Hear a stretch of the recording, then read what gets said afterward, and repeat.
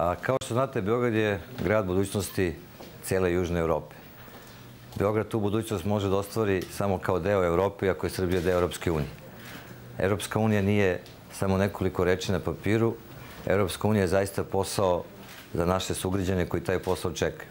Nema tog novog posla i novih radnih mesta bez evropskih integracija i bez investicija iz Evrope.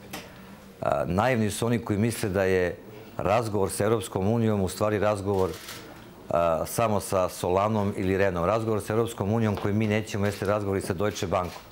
Neće jedna banka i takav veliki investitor ući u Srbiju, investirati 1,5 milijardu evra svojih para ako vlada Srbije ne razgovara sa Angelom Merkel kao kancelarkom Nemačke. Tako kada pričamo o velikoj politici, uvijek je dobro da je spustimo na taj jedan dosta jednostavan nivo, a on kaže kako do novog posla, a do novog posla samo kroz nove investicije. Potpisivanjem ugovora sa Evropom, Srbija postaje jedina zemlja u Evropi koja ima slobodno tržište i Rusije i Evropske unije. To automatski znači nova ulaganja u ovu zemlju i to automatski znači nova radna mesta. Zbog toga kada pričamo o integracijama u Evropu, kada pričamo o Evropskoj uniji, kada pričamo o sporazumu sa Evropom, mi u stvari pričamo o novim radnim mestima za ljude koji žive u ovoj zemlji.